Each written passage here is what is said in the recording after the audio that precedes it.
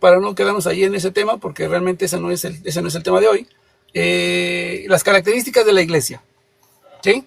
Entonces le hemos dado el paso al hermanito Cifra, vamos a dar el paso a Daniel, que acaba de llegar, Daniel Felipe, y continuamos con lo que es las características de la iglesia, para ver cuál es la iglesia verdadera entonces. Adelante, Felipe, Daniel Felipe, bendiciones, ¿cómo le va? Sí, buenas tardes, sí, iba pasando y estoy en la búsqueda como de querer enseñar la buena doctrina. Pues obviamente todos pensamos que estamos en en la verdadera, pero sí quiero como argumentar y como afilarme y como sí. Entonces pues estaba viendo un tema muy interesante que es la iglesia. Eh, sí, para serles sincero, yo no considero la iglesia católica la escogida. Ya. eh, Porque yo sí soy más al pueblo de Israel y que nosotros estamos esparcidos en los cuatro ángulos de la tierra, como dice la escritura, que él recogería sus ovejas de los cuatro ángulos de la tierra. Uh-huh. Eh, entonces, sí, por ejemplo, eso que decías de los españoles, ahí fue que se dio como un estilo bueno, de éxodo, por así decirlo, hacia acá, hacia América. Los que no aceptaban el catolicismo pues eran exiliados. Algunos sí eran españoles propios, que esos sí eran enviados como virreyes o altos cargos. Eh, entonces pues sí, la Iglesia Católica sí llevó el Evangelio, que de ahí salieron los protestantes y todo eso, pero sí no es la iglesia la que dice la escritura, no, porque la escritura habla de 7 iglesias en Apocalipsis. Sí, Entonces, claro. Apocalipsis. yo considero, bueno, la católica sí tiene, ahí se puede identificar, la que dice Jezabel, no Ya. recuerdo ahorita el nombre, eh, y la verdadera sí es la iglesia de Filadelfia, que por ser la fiel, la del amor fraternal, es la escogida. Y es la de los últimos tiempos la que va a ser salvada de lo que va a pasar, de lo del anticristo. Va a ser arrebatada cuando ya el anticristo se manifieste. O sea que las otras 6 iglesias se van a perder. Nada más se va a salvar la iglesia de Filadelfia. Van a tener que morir, que dar sus vidas porque no creyeron el mensaje que sí aceptó Filadelfia. O ¿Me sea, van podría, a morir. me podría dar el texto donde dice que van a morir Bueno, por está no creer? Apocalipsis 7. Bueno, ahorita no tengo acá la Biblia a la mano, pero Apocalipsis 7, cuando habla de la multitud que nadie puede contar, que tienen ramas en sus manos, esos son las iglesias que no se pusieron la marca. Por eso dice, estos han salido de la gran tribulación y han lavado sus ropas en la sangre del cordero. Pero Usted ahí para lavar, Apocalipsis 7 nos especifica que esas personas son de las 6 iglesias restantes. ajá, de los que no aceptaron la marca de la bestia y tienen Ah, que dar pero, sus vidas. pero no dice que son de las 6 iglesias mencionadas No, ahí, ¿verdad? no, dice muchas, porque Ah, ok, ok. los escogidos son 144.000, por eso el Apocalipsis 7 y 14 comienza hablando de los 144.000, y después, por ejemplo, el 14 habla de 2 cosechas, la cosecha del trigo, que dice que el trigo llevaba al granero, Ya. y la de las uvas Y, dice que son estripadas. y esos 144,000 ¿es un número literal, hermano? O sea, por ejemplo, 2 ejemplos voy a poner. El del Éxodo, cuando dijeron que salieron 600.000 cabezas de hogar, o sea, papás, hombres, con sus familias, su esposa y sus hijos. Y cuando el Mesías multiplicó el pan, dijo que eran 5.000 cabezas, sin contar mujeres y niños. Entonces son 144.000 personas, hombres y obviamente mujeres, porque en el Mesías no hay hombre ni mujer, todos somos uno. Entonces van a ser cabezas que por su creencia van a salvar su casa. Por eso dice, yo y mi casa seremos salvos. A ver, algo que dijo, me causó intriga. Para el Mesías no hay hombre ni mujer, sino cabezas. ¿Me daría el texto donde dice eso, hermanito? A ver, Jesús, para el Mesías, déjeme apuntarlo aquí para que no se me vaya a olvidar. Para el Mesías no hay hombre Ni mujer. No hay ni hombre ni mujer. Todos somos uno. Sí. Ay, sí, se me va ahorita el capítulo y no lo recuerdo bien. Pero ahí usted parafraseado, ahí lo puede encontrar, parafraseado así. Eh, entonces, sí, o sea, doy la posibilidad porque suena también machista, aunque Apocalipsis dice que son vírgenes, hombres. Entonces, obviamente ahí se está hablando de algo espiritual, porque pues si no tienen mancha y nunca han mentido, pues son iguales al Mesías en el sentido de que nunca han pecado y no necesitan perdón, ¿sí? En cambio, si lo vemos desde el sentido que el Mesías los purifica, ellos son blanqueados, o sea, su espíritu, su alma, su ropa, ¿sí? Y por eso dice que son sin manchas. Y dicen que no se han mezclado con mujeres. Las mujeres son iglesias. Por eso usted siempre escucha que la iglesia católica, sí, lo que le dice. Y siempre con una mujer, la conecta. ¿Con cuál, Entonces, hermano? ¿Con qué mujer? ¿Con cuál mujer? con la gran ramera, ¿Eso la de dónde, Apocalipsis. eso dónde dice que la iglesia católica es la gran ramera? Bueno, bueno, Daniel dice que hay una bestia y habla, o sea, cuando habla de bestia se está refiriendo a gobierno, ¿sí? Y obviamente a su líder. Dice que la mujer se para sobre una bestia. Y Daniel Entonces, si habla, vemos la y bestia sería Roma. Daniel Roma, habla, ajá, Daniel habla de la iglesia católica. dígame. Daniel habla de la iglesia católica. No, estoy dando lo de los imperios. Creo que es cuando la estatua de Nabucodonosor. Bueno, Ya. perdón, Daniel 7, perdón, Daniel 7. Bueno, La ahorita estatua de también. Nabucodonosor. Sí, también las dos se conectan, las dos, sino que la bestia habla de gobiernos. Entonces, cuando dice encima una bestia se está refiriendo al gobierno de Roma y una mujer es porque es una congregación, ¿sí? Entonces, por eso está la Iglesia Católica Romana. O sea, se la conectan como con una bestia. Daniel, A ver, mi querido hermanito. Aquí tenemos una confusión terrible cuando usted piensa que la iglesia católica, porque se le llama romana, quiere decir que viene del imperio romano, ¿no? Yo creo que ahí tiene usted bastante problema y va a tener bastante problema para poder conectar eso, porque cuando vamos, por ejemplo, al libro de Apocalipsis, el libro de Apocalipsis habla de una ramera, pero pero en qué tiempo fue escrito el libro de Apocalipsis y para quién fue escrito? pues lo escribió Juan, entonces tuvo que ser Ah, contemporáneo con el año 70, ¿no? Con la destrucción exactamente, antes. exactamente, antes de la destrucción del templo de Jerusalén, ¿cierto? Ujú. Y es curioso porque cuando leemos Apocalipsis en el capítulo 1, en el verso 1, fíjese bien, en el verso 1, ¿sí? Nos dice, revelación de Jesucristo se la concedió Dios para manifestar a sus siervos lo que ha de suceder Pronto. pronto, Ujú. pronto. No dice en 2000 años, en 3000 años, no, dice lo que ha de suceder pronto. Y lo que habla el evangelista Juan acerca de esto es precisamente que vendrían unos problemas, ¿sí? Para la destrucción de, obviamente, de la gran ramera, precisamente, de esta gran ramera. ¿Cuál es esta gran ramera de la que se está refiriendo el evangelista Juan? Precisamente aquella gran ramera que el mismo Dios, por boca del profeta Ezequiel capítulo 16, se refiere a la Jerusalén. La Jerusalén que, ¿qué? La Jerusalén que se alió con este poder romano, ¿sí? Con este poder pagano, ¿para qué? Para destruir a quienes, a sus apóstoles, a sus mártires, ¿sí? Entonces, ¿quién pidió la muerte del Mesías?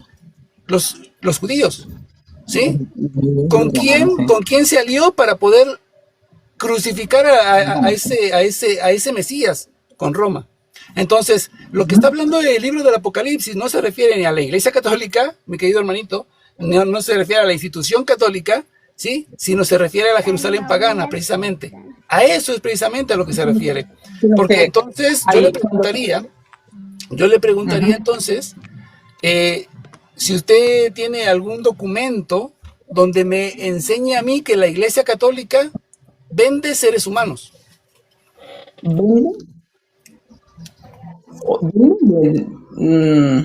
¿Cómo así? No lo Ajá. entendí. Claro, usted tiene, de vender como claro, esclavos. claro, venta de esclavos, venta de seres humanos. Ahorita, pues ahorita no creo que exista eso, pero Claro, no existe. yo creo que Y es lo de que la esclavitud claro, lo de la la esclavitud se curiosidad, puede sustentar.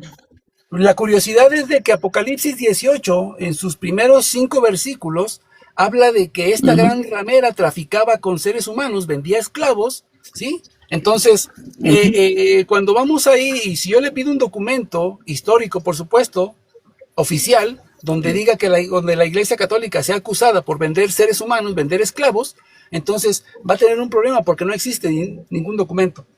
¿Ok? Entonces la gran ramera que se refiere en Apocalipsis 17 es la misma de Apocalipsis 18 que vendía y traficaba con seres humanos y traficaba esclavos.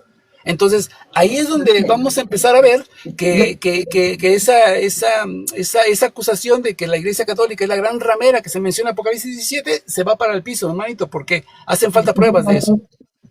Eso Bastantes pruebas.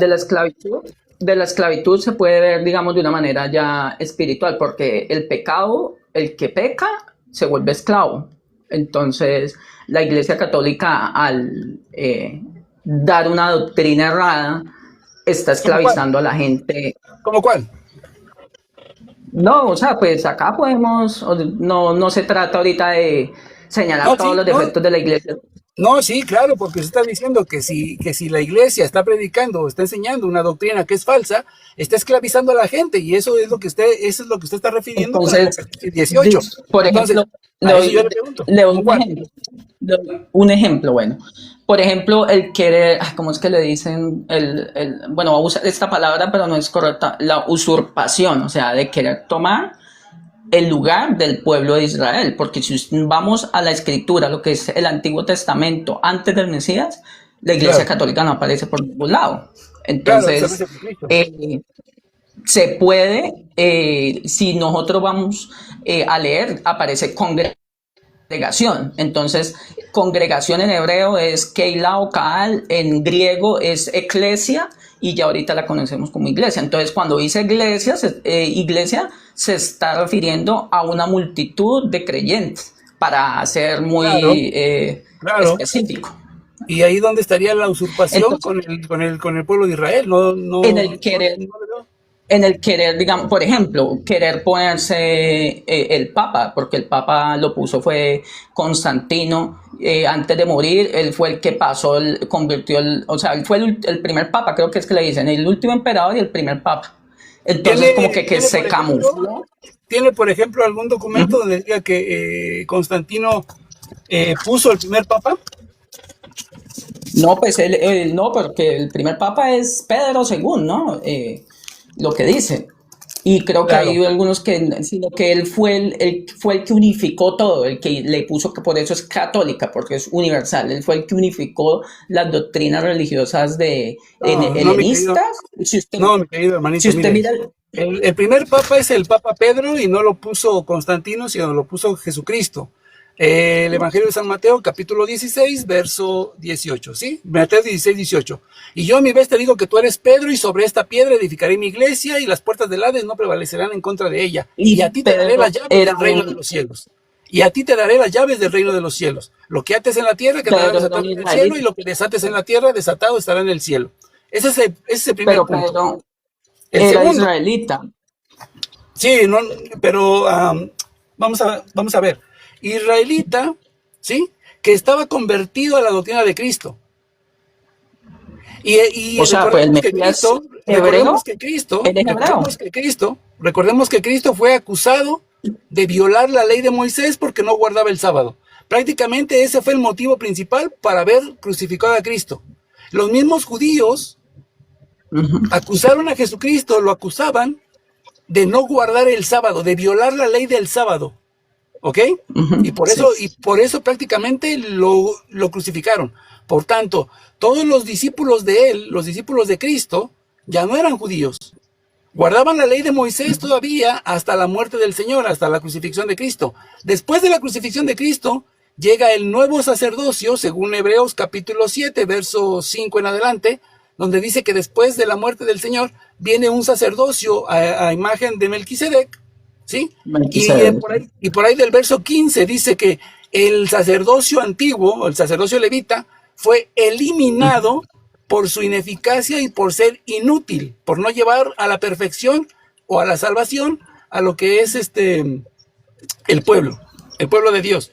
Entonces hay un nuevo sacerdocio con Cristo, hay una nueva ley, porque según Efesios 2:15 dice que el Señor abolió los mandamientos con sus preceptos para hacer de los dos pueblos uno solo en su carne. ¿Ok? Entonces viene la nueva alianza, el nuevo pueblo de Dios, y cambiado el sacerdocio, Hebreos 7, también la ley necesariamente debe cambiarse. Por tanto, ya no estamos en la ley del Antiguo Testamento, porque ya no estamos en la ley de Moisés, estamos en la ley de Cristo. Nuevo Testamento, nueva ley, nuevo Cristo, nueva iglesia. Ya no el pueblo de Israel, nueva iglesia, la iglesia de Cristo, mi hermanito. El 90% estoy de acuerdo todo lo que dijo. Ya digamos, si no estoy de acuerdo es que la iglesia sea la iglesia católica sea la que tenga esa honra o ese trabajo, porque pues es la que ha estado oponiéndose a la verdad todos estos 2000 años. Cuando usted dice que vengo pronto, cuando dice que pronto, se puede interpretar también como que han pasado 2 días, como dice, hay un versículo de Oseas que dice, en el segundo día los sanaré y en el tercer día los resucitaré, hablando de 2000 años, y después 3000 años en la resurrección. Entonces, sí me parece No que... estamos hablando de la resurrección, mi querido hermanito, estamos hablando del tiempo real. ¿Cuánto tiempo tiene? Y usted lo puede investigar, el tiempo verídico, datos históricos. ¿Cuánto tiempo? Para que lo piense. ¿Cuánto tiempo de la muerte del Mesías hasta el día de hoy? Por eso tenemos la historia dividida en 2 partes. Antes de Cristo y después de Cristo. Después de Cristo tenemos 2026 años hasta el día de hoy al nacimiento de Cristo, después de Cristo. La iglesia fue fundada aproximadamente el año 32-33 de la era de nuestro Señor Jesucristo, a la edad de 32 o 33 años. Por tanto, la iglesia no tiene 2000 años, tiene 1990 y algo de años, mi querido hermanito. Hay que tener mucho cuidado con caer en ese tipo de anacronismos y todo ese tipo de asuntos, hermanito. Tenga mucho cuidado. Hay una enseñanza muy interesante que de los 2000 años que pasaron, que es que han pasado 40 jubileos, o sea, 2000 años. Si usted multiplica 40 jubileos, o sea, 40 por 50, dan 2000 años. Pablo habló de la gran apostasía que habría de venir. Entonces, esa gran apostasía fue, por eso el pueblo de Israel duró dando vueltas 40 años en el desierto y tuvieron que morir, así como los que han pasado estos 2000 años. Pero el apóstol Pablo, el apóstol Pablo, cuando habla de la gran apostasía en 2 de Tesalonicenses, habla en tiempo pasado o en tiempo futuro. Que vendrá. Uy, sí, ahí sí me corchó. ¿Vendrá? Entonces, entonces el tiempo de Israel, el tiempo de Israel de los 40 años que estuvo, ¿sí?, dando vueltas por la rebeldía, ya pasó desde el libro de los Reyes, ¿no es cierto? Entonces, ya llegaron ellos ya habían llegado a la tierra prometida, ¿sí? Y ellos ya se habían establecido en la tierra prometida, y de hecho ya iban a ser destruidos nuevamente por ser rebeldes a Dios. Entonces, no me hable de la gran apostasía de la que habla el apóstol Pablo, con los 40 años que estuvo el pueblo de Israel dando vueltas por ahí del libro del Éxodo y Levítico. Es un reflejo profético, o sea, se dan microcosmos en la escritura para revelarnos lo que va a acontecer más a futuro. Sí, pero si nos basamos a la escritura, fíjese, si nos basamos a la escritura y según lo que usted está diciendo, ¿sí? El pueblo de Israel era el pueblo escogido por Dios. Fue rebelde y dieron 40 años vueltas, ¿no? Ok, hasta que entraron a la tierra prometida. Ok. Y usted dice que esa rebeldía es lo que la Iglesia Católica ha hecho porque hay 2000 años. Ok, 2000 años. ¿No? 40 jubileos. Entonces, usted está dándole toda la razón a la Iglesia, aunque así fuera, que es mentira, pero aunque así fuera, la Iglesia es rebelde, pero ella sigue siendo el pueblo de Dios porque sigue siendo guiada por Dios, así como el pueblo de Israel. 40 años estuvo dando vueltas, guiados por Dios, hasta que llegó a la tierra prometida. Lo mismo la iglesia, y Es, usted me está dando la razón que la es iglesia porque, católica es la iglesia verdadera, porque está pasando por las mismas situaciones que pasó el pueblo de Israel de la antigua alianza y ahora con la nueva alianza con la iglesia católica. Ve que usted es mismo me que está lo que dando pasa, la misma razón, hermano, aunque le no, quiera acomodar y dar déjame vueltas, explicar, está pues reconociendo déjame que la explicar. iglesia católica es la iglesia verdadera de Jesucristo, Sí, hermanito. toca, O sea que, es que me dejes explicar.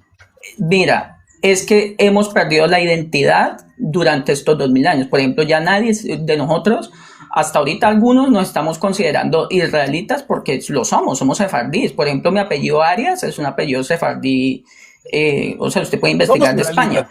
Que No somos israelitas. Mire, le voy a decir una cosa. ¿Dónde nació usted, mi hermano? yo acá en Colombia, sí, Ok, para ser israelita tiene que haber nacido precisamente en Israel, en no, Jerusalén. tengo que Tiene que ser tener, nacido allá. Nosotros, no, nosotros tengo ya que, no somos, mi, mi, nosotros ya no somos israelitas, nosotros somos gentiles, mi hermano. La iglesia gentil, la iglesia de Cristo ya no es ahí se está ni judíos, contradiciendo en el no, sentido que, no, por porque ejemplo, Pablo dice El en apóstol sí lo Efesios dice. 2, No, dos Gálatas tres dieciocho veintisiete, Gálatas 3:27 dice el apóstol Pablo, con el bautismo ya no hay esclavos, ni libres, ni judíos, ni griegos, ni hombres, ni todos mujeres, somos uno. somos uno en Cristo, ok, exacto, con el Y el bautismo, Mesías, y el con el Mesías que bautismo, es hebreo, es con el hebreo. bautismo. Dice la Por escritura, eso, a los suyos vino y ellos lo rechazaron, ok, más a los que le venía, recibieron, claro, más a los que lo recibieron. ¿Quiénes son los que lo recibieron? Hechos 2:38. El bautismo, con el bautismo recibirán el don del Espíritu Santo y la promesa no es para ustedes, sino también para sus hijos y para cuantos el Señor llamare. Ya no está hablando de por ejemplo, judíos, el hermano, Mesías, ya no está hablando de judíos. Y a ahí cuantos usted el Señor está llamare. ¿Ok? en Somos pueblos gentiles. cuando dice que él vino por las ovejas perdidas de la casa de Israel. Claro. Y dijo, tengo otras ovejas, hablando de los gentiles, que los iba a unir al pueblo de Israel, como dice Pablo en Romanos 11, que dice que todos tenemos que ser injertados al árbol de olivo. Entonces, ¿qué es el Mesías? Entonces, Claro. él es la raíz de David. No está diciendo usted es la raíz de los gentiles, usted es no, Claro, él es la raíz de David. esa raíz obviamente es el Mesías. Todo aquel que esté unido al Mesías es parte del pueblo de Dios. Hay una continuidad, mi querido Se amigo, hay vuelve una israelita. continuidad desde el pueblo de Israel, todos aquellos que fueron fieles a la palabra de Dios. Por eso el Señor, cuando fue crucificado, bajó a donde estaban los espíritus encarcelados. ¿Cuáles espíritus encarcelados? Aquellos que obedecieron el mensaje de Dios hasta que llegó la redención, vino el Señor a sacarlos para entonces gozar con Él en la vida eterna, y de ahí en adelante todos aquellos que el Señor llame, ¿sí? Y se unan a Cristo, entonces son los que serán parte de ese pueblo. Se Por eso unan en a su pueblo, Apocalipsis, exacto. pero por eso el Señor en Apocalipsis dice que todos los que decidieron seguirlo estarán sentados al final de los tiempos a la mesa con Abraham, Isaac, Jacob y todos aquellos justos del Antiguo Testamento. Pero le voy a decir una cosa, ¿cuántos judíos creen que Jesucristo es el Mesías? No existe, hermano. No existen. Los judíos no creen que Jesucristo es el Mesías. Los judíos rechazan a Jesucristo como el Mesías. Entonces, por eso en Hechos de los Claro. Apóstoles, por eso en el libro de los Hechos Pero de es los que Apóstoles, capítulo 15, los por judíos no eso en son el Hechos, pueblo.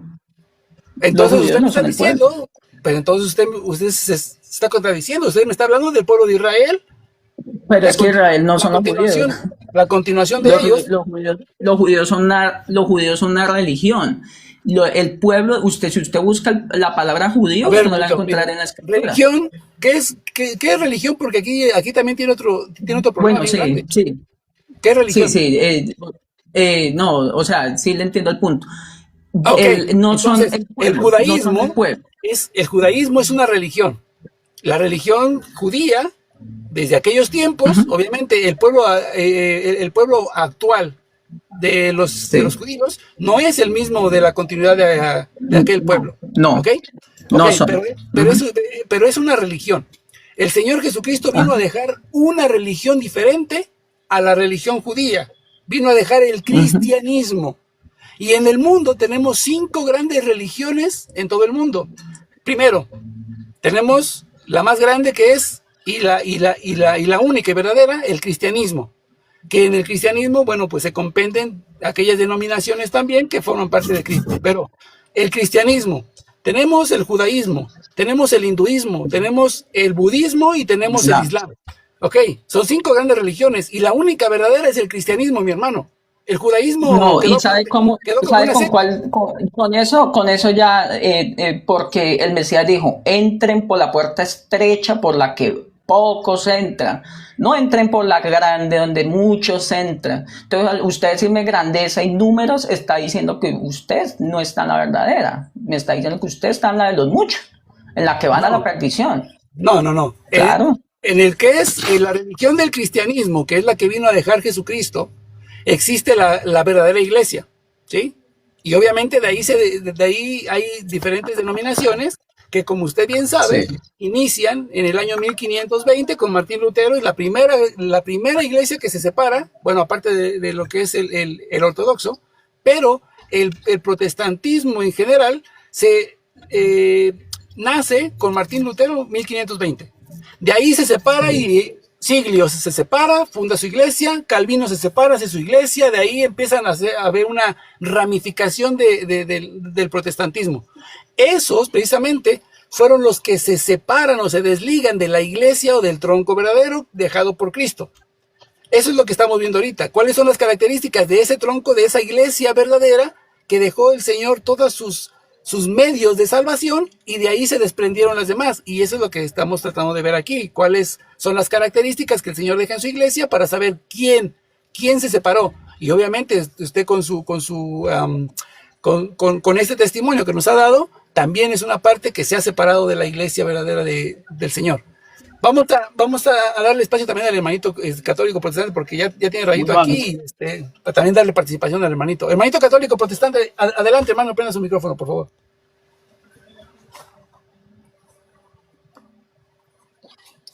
Bueno, adelante, sí, adelante. Sería bueno, ¿verdad? No sé, enumerar las características de la Iglesia de Cristo. Bueno, desde mi cosmovisión en cuanto a la Iglesia,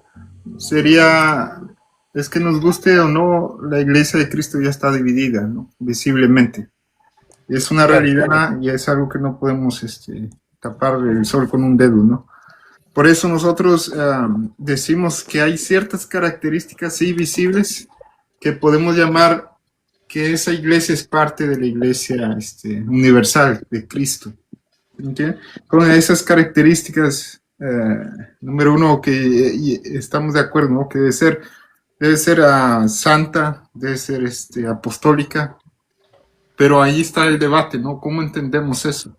Porque nosotros sí decimos que sí, debe tener autoridad apostólica, pero nosotros, en el sentido que interpretamos eso, es que debe estar fundamentada, como dijo Pablo, en la doctrina apostólica.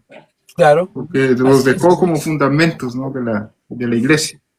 Entonces, exactamente. Sí, reconocemos eso, que Cristo ha dejado una iglesia. Siempre hemos dicho eso, porque hay muchos que creen que hace mucha caricaturización del protestantismo, que creen que la iglesia volvió a empezar desde el siglo XVI o que empezó del siglo XVI, y no es así. O sea, siempre hemos creído que la iglesia está bueno, en un sentido desde el Antiguo Testamento, ¿no? Como expliqué hace minutos atrás, pero que esa iglesia siempre ha estado desde el siglo I y va a estar siempre hasta que la venida de Cristo. Eso siempre lo hemos creído. Y eso lo llamamos la indefectibilidad de la iglesia. ¿Entiendes? A eso nosotros le llamamos la indefectibilidad de la iglesia. Así es. Y ese es el problema, porque tenemos, digámoslo así, ustedes como nosotros sabemos que la iglesia ortodoxa y la iglesia católica apostólica de Roma siempre fueron uno hasta el año 1050, ¿no? En el año 1050 hay un quiebre. ¿Sí? Hay un quiebre ahí y uno se va para un lado y la iglesia católica pues sigue. Entonces, mucha gente, incluso muchos luteranos y todos ellos dicen, bueno, la iglesia verdadera que continuó es la iglesia ortodoxa, ¿no? La iglesia católica romana, bueno, pues es la que se separa, es la que comete cisma. Y aquí es lo verdaderamente interesante. Porque usted dijo algo bien interesante, hermano católico. La indefectibilidad de la iglesia siempre va a ser guiada por Dios. para obviamente hacer crecer el evangelio y seguir llevando el mensaje de la palabra de Dios, ¿cierto?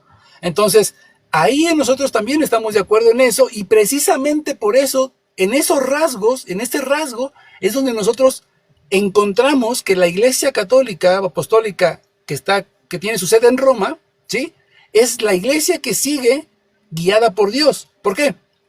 Le pregunto, ¿quién llevó el evangelio por primera vez a los Estados Unidos, que es la cuna del protestantismo, donde todas las ideas protestantes nacen ahí? ¿Quién fue el que llevó primeramente el evangelio a ese país? ¿Y en qué año fue? ¿No?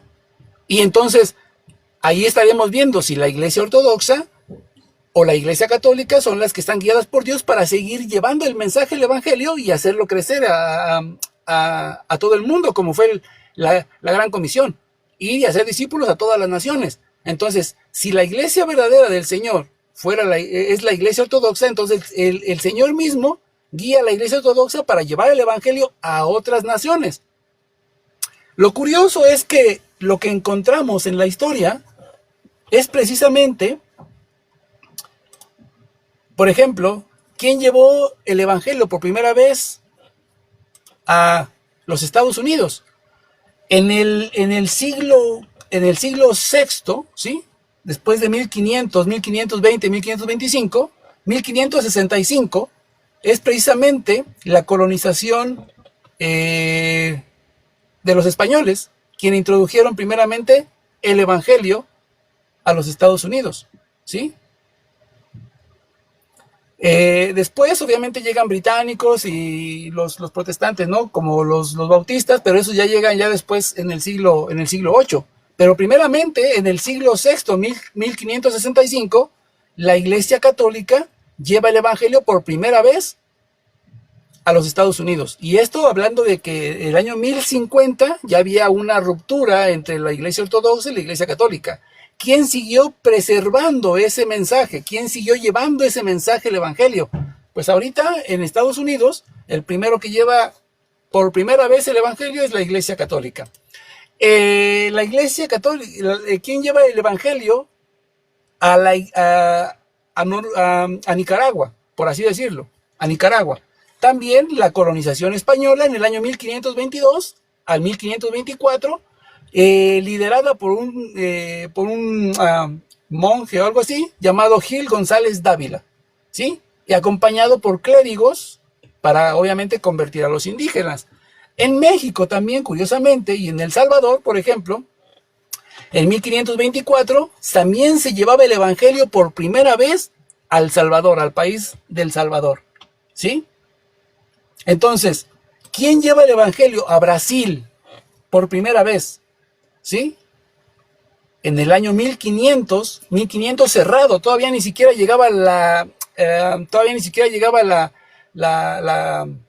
ruptura con Martín Lutero. En el año 1500, un día 26 de abril, la Iglesia Católica, ¿sí?, la Orden de los Jesuitas, que lamentablemente ahorita está por los suelos, está para llorar, pero la Orden de los Jesuitas es la que lleva el evangelio por primera vez al Brasil. En Honduras, ¿quién lleva el evangelio por primera vez a Honduras? Pues la Iglesia Católica, en el año 1524, encabezado por la Iglesia, por Gil González y Cristóbal de Olid y Hernán Cortés.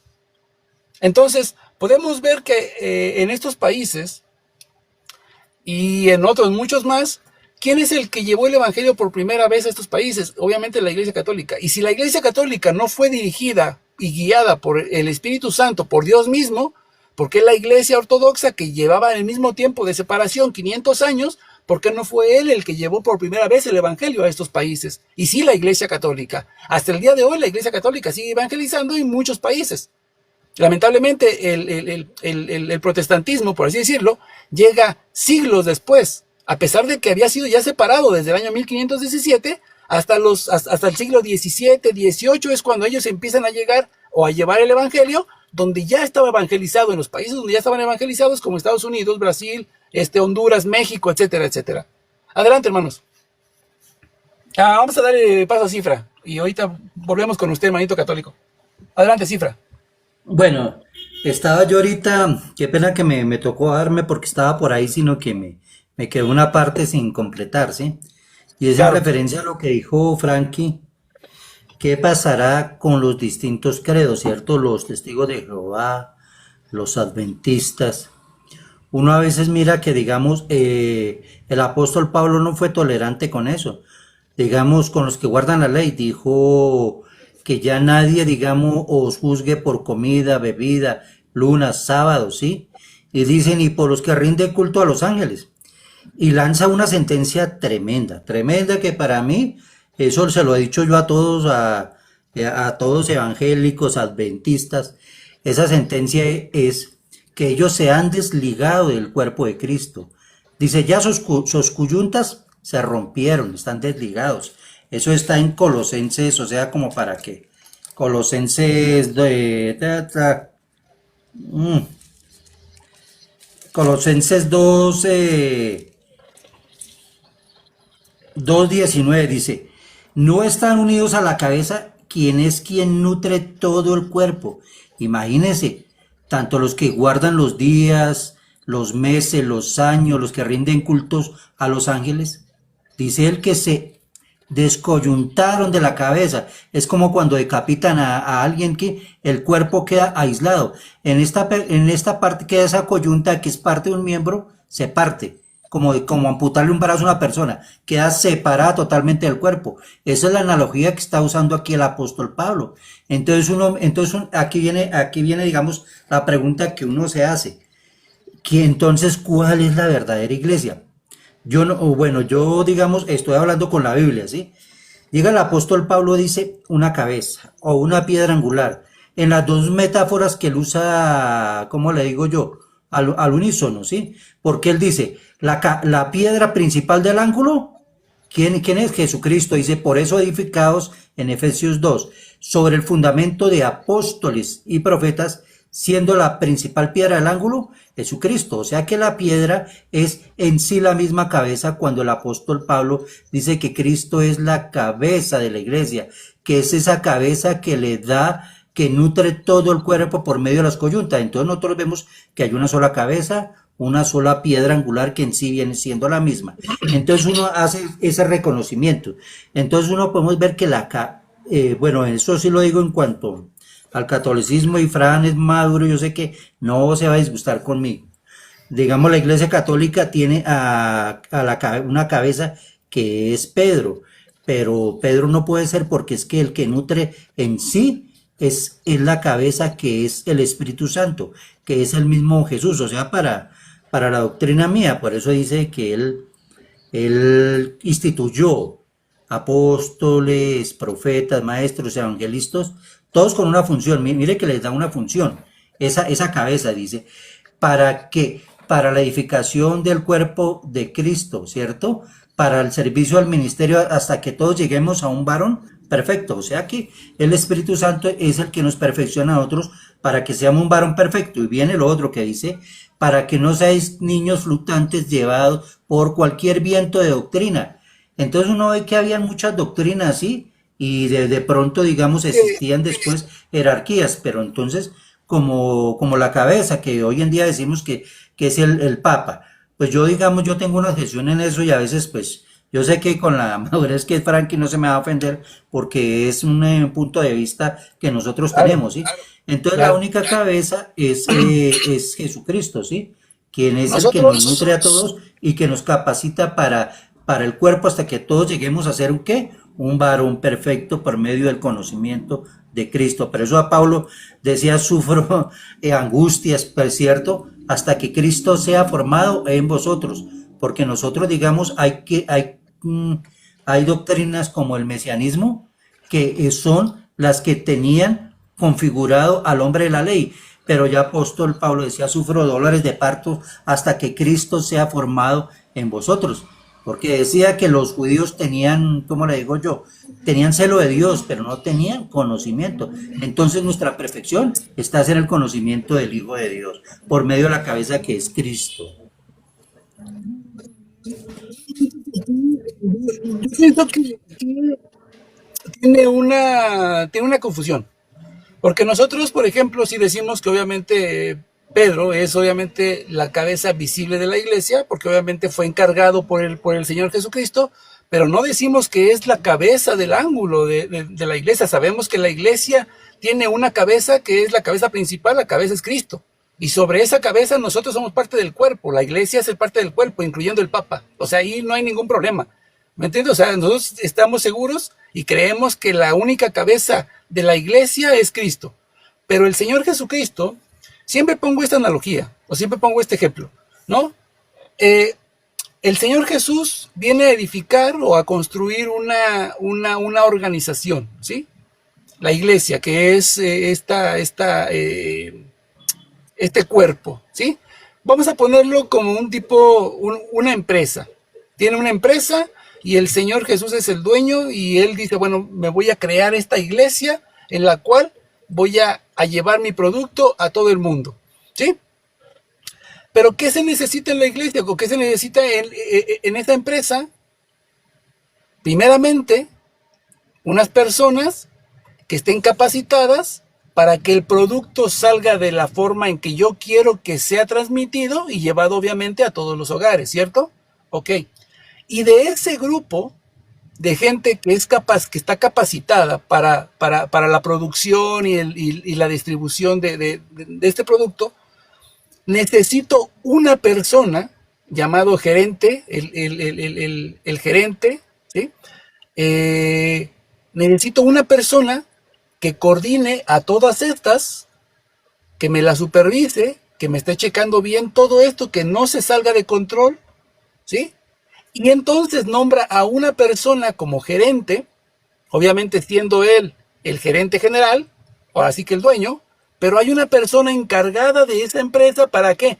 Para en cuanto yo yo esté ausente, no tenga problemas y tenga a esta persona encargada trabajando mi empresa de manera correcta. Entonces, eso es precisamente lo que hace Pedro en esta función. Por ejemplo, si leemos Juan 21:15, es donde el Señor precisamente le da esta potestad, le da estas características de encargado, supervisor de toda la iglesia. Por ejemplo, cuando dice el Señor, después de haber comido, conocemos el contexto, ¿no? Después de haber comido, Jesús le dice a Simón Pedro, Simón, hijo de Juan, ¿me amas más que esto? Recordemos que ahí en el contexto estaban los apóstoles en la barca junto con Pedro, ¿sí? Entonces está comiendo con sus apóstoles y el Señor le dice a Pedro, ¿me amas más que estos? Obviamente se refiere a los apóstoles. Y el apóstol Pedro le dice, sí, Señor, tú sabes que te quiero. Le dice el Señor, apacienta mis corderos. Cuando vemos en un establo, por ejemplo, en un rancho o algo así, ¿quién es el que pastorea? Obviamente el pastor es el que conduce, apacienta, ¿sí? Entonces, el Señor lo deja como encargado de aquellos que eran sus apóstoles, las personas capacitadas en su empresa, ¿sí? El apóstol Pedro queda como encargado de ellos. Después, verso 16, vuelve a decirle por segunda vez, Simón, hijo de Juan, ¿me amas? Aquí vemos que ya no le dice otra vez, ¿más que estos? No, eso ya quedó claro. Pedro, pastor de estos, el que va a guiar a estos amigos. Y entonces le dice, ¿me amas? En forma más amplia. Le dice, sí, Señor, tú sabes que te quiero. Le dice, apacienta mis ovejas. Ya no es apacienta mis corderos. Apacienta ahora mis ovejas. ¿Quiénes son las ovejas? Los gentiles que se iban a incluir dentro de la iglesia. Entonces, apacienta mis ovejas. Nuevamente lo pone como encargado, pero ahora ya de las ovejas. Y por último le dice por tercera vez, Simón, hijo de Juan, ¿me quieres? Se entristeció Pedro porque al preguntarle por tercera vez, ¿me quieres? Y le dijo, Señor, tú lo sabes todo. Tú sabes que te quiero.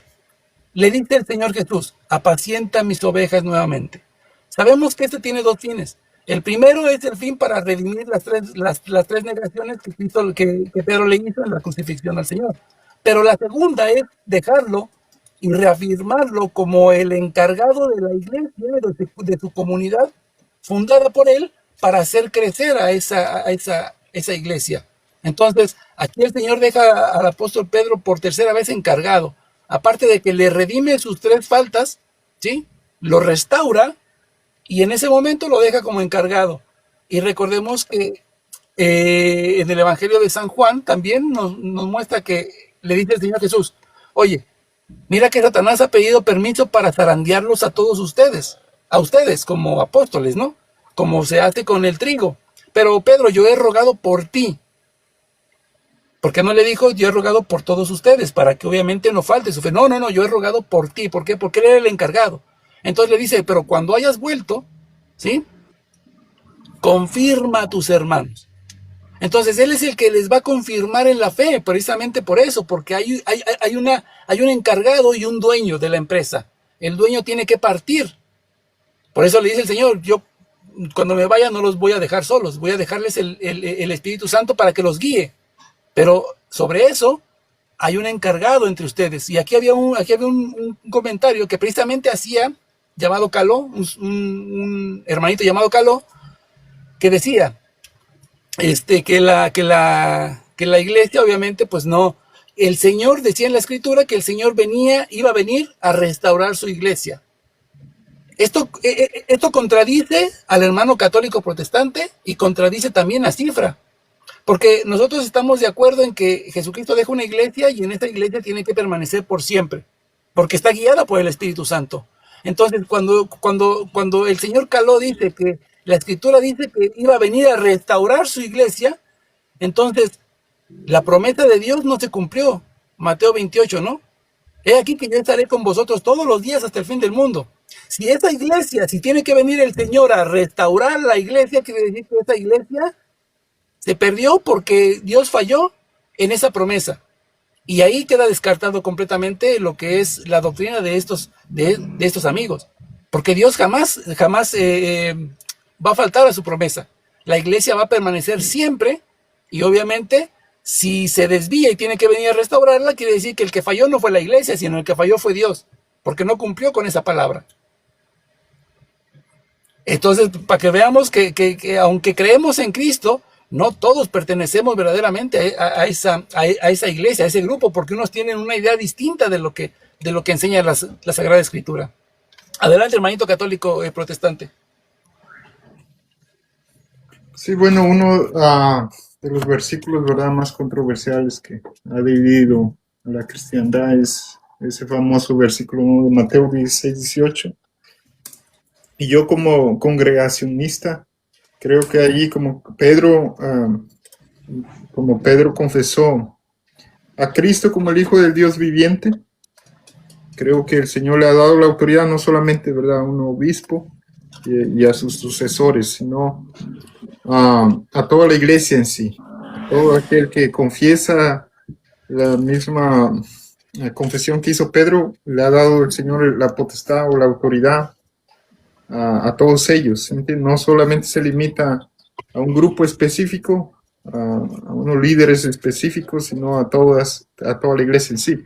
Por ejemplo, o sea, y aquí es curioso porque me encontré, ¿verdad?, en el catecismo de la Iglesia Católica, en el catecismo 424, dice lo siguiente, dice, movidos por la gracia del Espíritu Santo y atraídos por el Padre, nosotros creemos y confesamos a propósito de Jesús, tú eres el Cristo, el Hijo del Dios vivo. Mateo 16, ¿no? Lo que dice. Dice, sobre la roca de esta fe, confesada por San Pedro, Cristo ha construido su iglesia.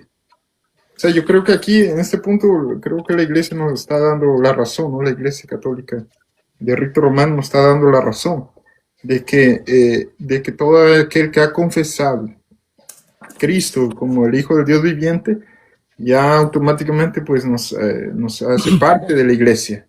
¿Sí me entiende? Nos hace parte de esa iglesia mística de Cristo. Pero luego dice en el Catecismo que 552, como lo interpretan, ¿no?, la verdad, la Iglesia Católica, de que específicamente a Pedro, ¿no?, le entregó esta autoridad jerárquica para gobernar a toda la iglesia. Entonces ahí es donde ya discrepamos. Entonces, pero lo curioso también es que de un solo versículo tienen dos interpretaciones. No sé si estás de acuerdo. Lo que pasa es que nosotros creemos ambas formas, mi hermano. Nosotros creemos que Jesucristo dejó su autoridad en Pedro, fundó su iglesia en Pedro, y a la misma vez sobre la confesión, porque fue inspirada por por el Padre. Entonces, lo que va a hacer Pedro es que sobre él, ¿sí? Sobre él, por eso lo dice después, y tú cuando vuelvas confirma a tus hermanos, él es el que confirmaría la fe de la iglesia, siendo obviamente el encargado, basado en su confesión. Pero fíjate que es bien importante no caer, por ejemplo, en este error de decir, porque él confesó al Señor como el Mesías, entonces Jesucristo fundó su iglesia ahí, y sobre todo los que digamos lo mismo, ahí estaremos nosotros como esta iglesia. Fíjense que no es así, porque Claro. antes que Pedro, lo habían confesado ya algunas personas más, Lo confesó sí entre ellas otro los discípulo. apóstoles. Por ejemplo, mire, esto que leímos fue Mateo 16, 18, ¿cierto? Pero también en Mateo 18, o Mateo 16 o 18, les dice a todos, ¿no? Ustedes tienen el poder de atar y desatar, etcétera, etcétera, lo que aten y desaten, ¿no? Pero fíjense, hablamos de Mateo 16. Si vamos un poquito más abajo, en Mateo capítulo 14, versos del 31 al 33, y sí me gustaría leer esto porque esto sí es interesante, cómo es que no solamente Pedro lo confiesa como el Mesías, sino también otros antes que Pedro, y sin embargo Jesucristo no fundó la iglesia en estas personas, sino específicamente en Pedro. Por ejemplo, en Mateo capítulo 14, versos 31 al 33. Capítulo 14, verso 31 al 33, nos enseña, dice, al punto Jesús, tendiendo la mano, le agarró y le dice, hombre de poca fe, hablando de Pedro, ¿cierto? Cuando le pidió el caminar sobre las aguas también, y entonces camina y después duda y se hunde, ¿no? Le tira la mano y le dice, hombre de poca fe, ¿por qué dudaste? Entonces, subieron a la barca, verso 32, subieron a la barca y amainó el viento. Ojo con lo que sigue, verso 33. Y los que estaban en la barca, o sea, los apóstoles, se postraron ante él diciendo, verdaderamente eres el Hijo de Dios. Prácticamente las mismas palabras del apóstol Pedro, ¿no? Tú eres el Mesías, el Hijo del Dios viviente, ¿no? Entonces prácticamente dijeron lo mismo en esa barca. Y el Señor no fundó su iglesia sobre todos ellos. Todos ellos lo confesaron, pero sin embargo, Jesús no fundó la iglesia sobre todos ellos. Hubiera sido más coherente, ¿no? Decir, bueno, fundo la iglesia sobre ustedes porque realmente ustedes me han confesado, me han reconocido como el Mesías. Y no fue así. Solamente hasta 2 capítulos después, únicamente a Pedro. Después podemos ver otro pasaje, también ahí en Mateo, pero en el capítulo 8. Miren que vamos más hacia abajo, capítulo 8 de Mateo, en el verso 29, encontramos un caso obviamente muy, muy peculiar. Al llegar a la otra orilla, ¿sí?, a la región de los Gadarenos, vinieron a su encuentro los dos endemoniados que salían de los sepulcros, y tan furiosos que nadie era capaz de pasar por ese camino. Y se pusieron a gritar, fíjense lo que gritaban esos dos endemoniados. ¿Qué tenemos con nosotros contigo, Hijo de Dios? ¿Has venido para atormentarnos antes de tiempo? Entonces, ellos reconocieron, sabían que Él era el Hijo de Dios, y sin embargo, el Señor Jesús no fundó su iglesia en ellos por haberlo reconocido como el Mesías, como Hijo de Dios. En Marcos tenemos otro ejemplo. Eso fue antes de los apóstoles en la barca. En Marcos, capítulo 5, en Marcos capítulo 5, verso 7, también sucede algo.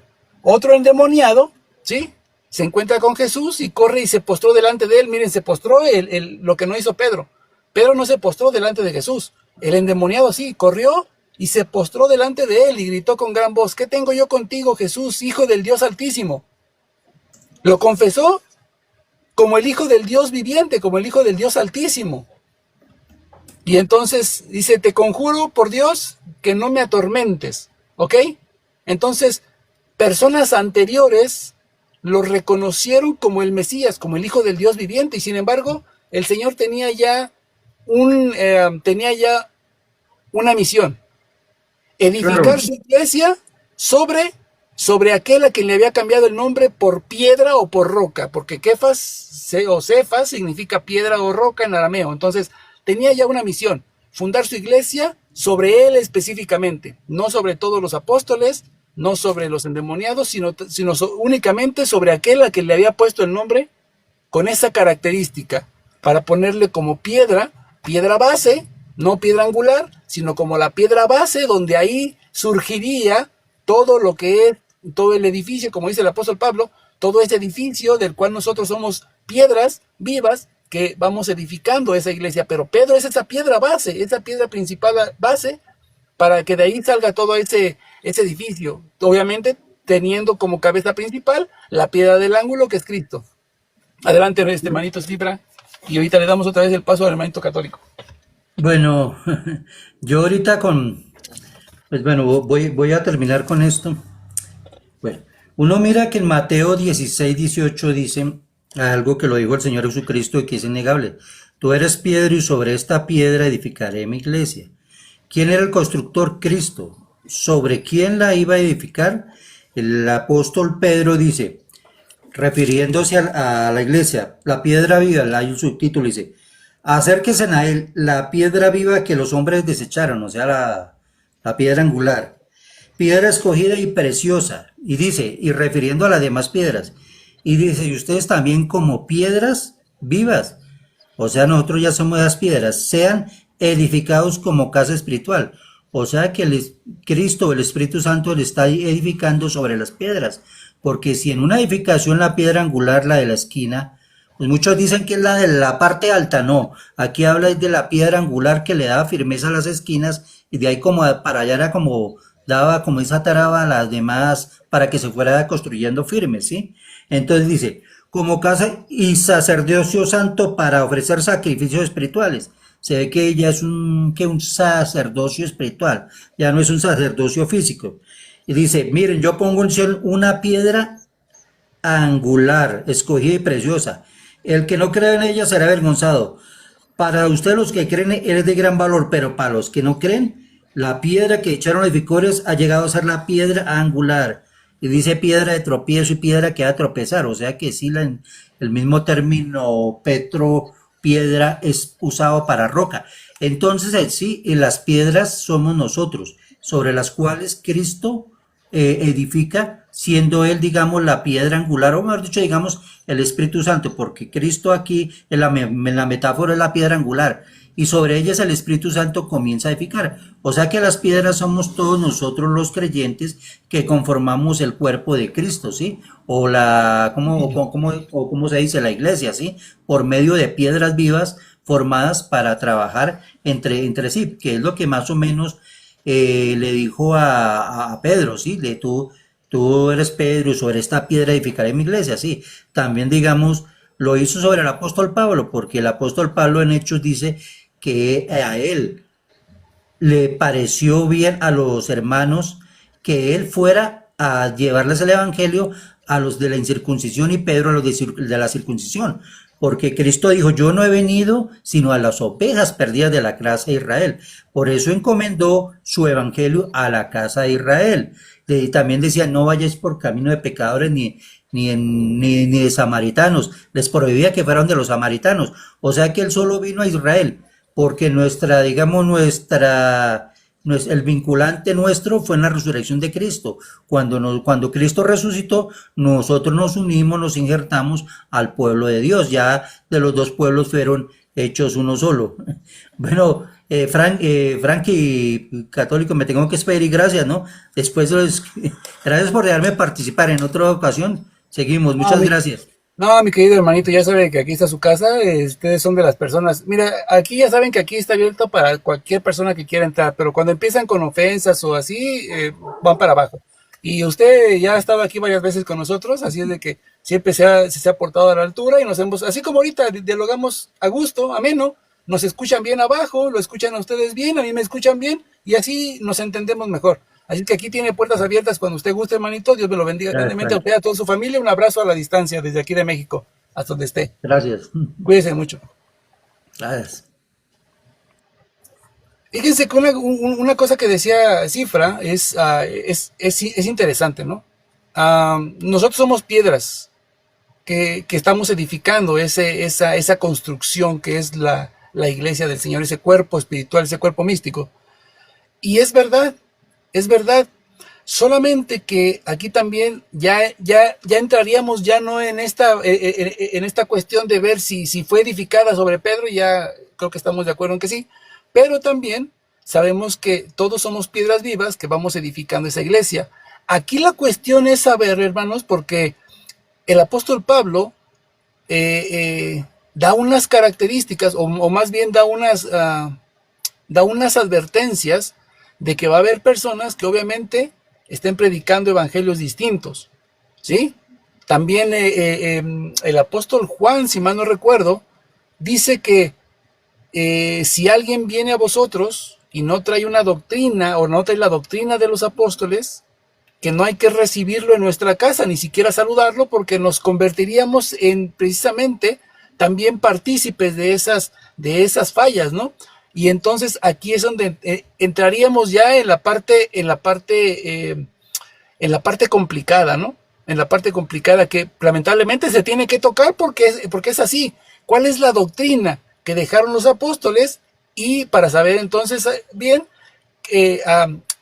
si verdaderamente estamos construyendo, estamos edificando o estamos perjudicando a la construcción del Señor.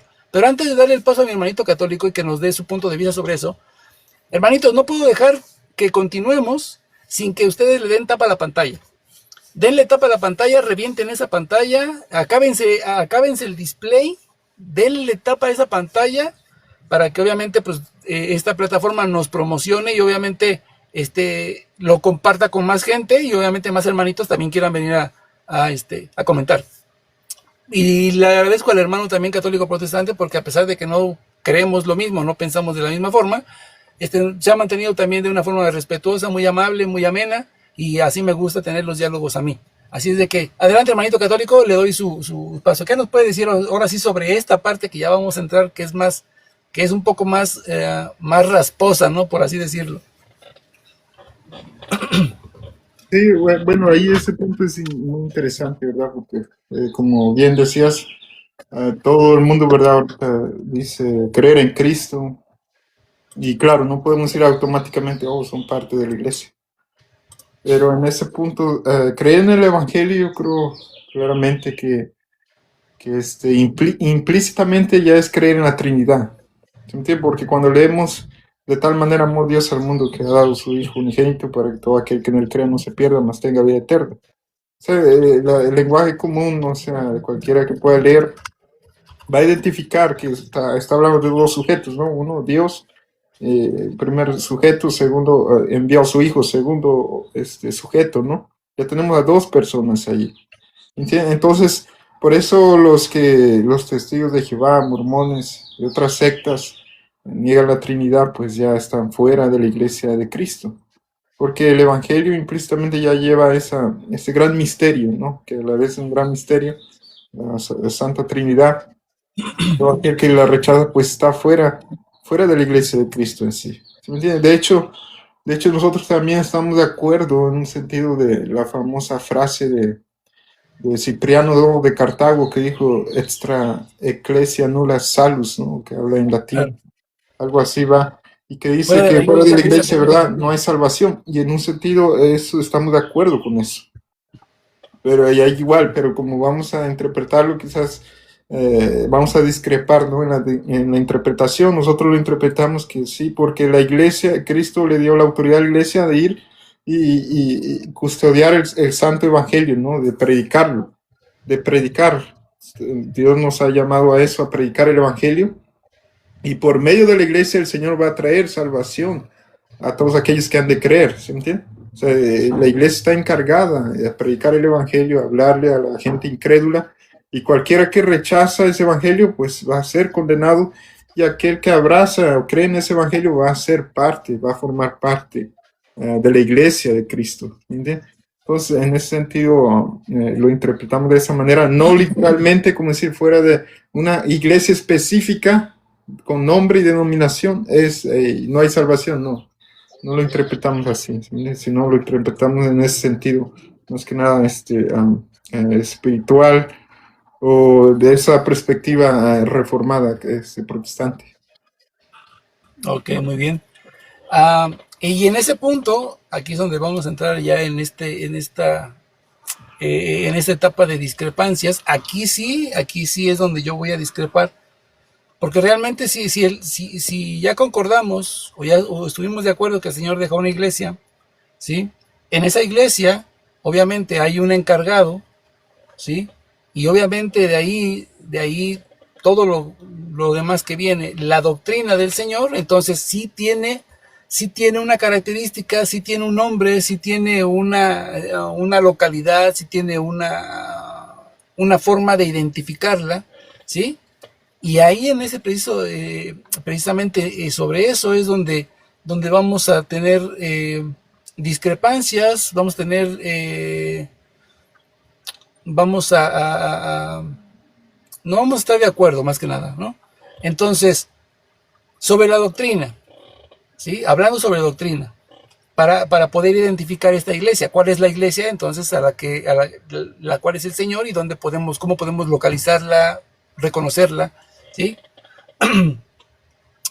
La primera característica que yo vería es precisamente lo que ya hablamos, ¿no? Prácticamente el Señor deja su iglesia y la deja encargada de uno de los apóstoles. Y eso parece que no hay mucho problema. Aquí el problema es lo siguiente. El Señor deja, por ejemplo, una doctrina de... vamos a tocar así de rápido, Lucas 22:19. Deja unas prácticas para que nosotros podamos realizarlas, ¿sí? Mediante unos actos litúrgicos, que es, por ejemplo, la última cena o lo que llamarían ustedes la cena del Señor. Para nosotros es la Sagrada Eucaristía, ¿sí? Entonces, dentro de esa Sagrada Eucaristía hay unas características. Primero hay liturgias.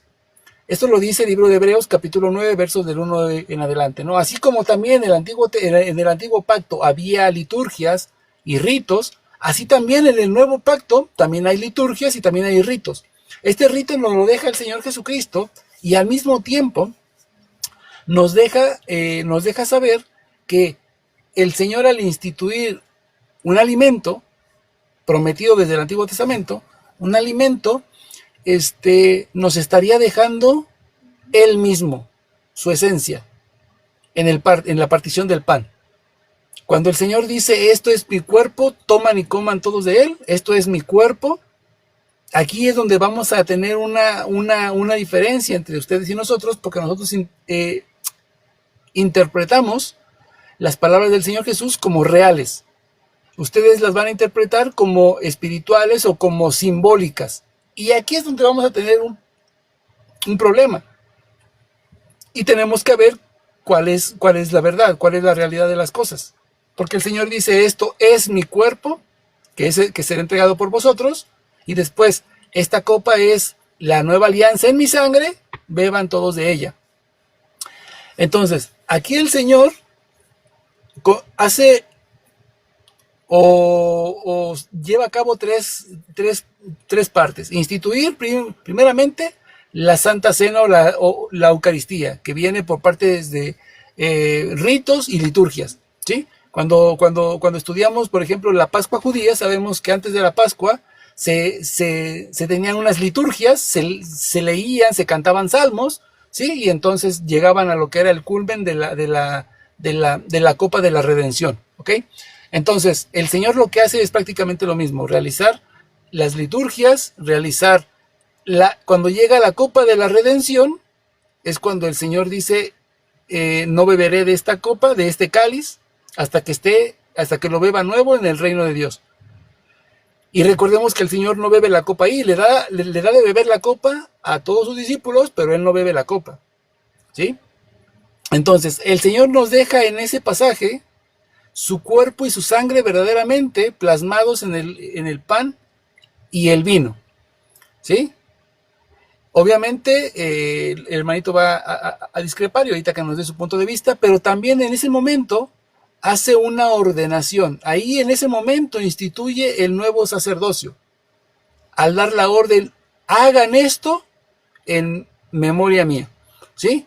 Una ordenación del nuevo sacerdocio. Recordemos que Jesucristo es el sumo y eterno sacerdote de la nueva alianza, y así como había un sumo sacerdote de la antigua alianza y habían más sacerdotes que realizaban las liturgias y los sacrificios todos los días, así también en el Nuevo Testamento hay un sumo y eterno sacerdote que es Cristo, y los sacerdotes ministeriales que llevarían a cabo esta liturgia y estos ritos, como dice el apóstol Pablo en 1 Corintios 11:25, ¿no?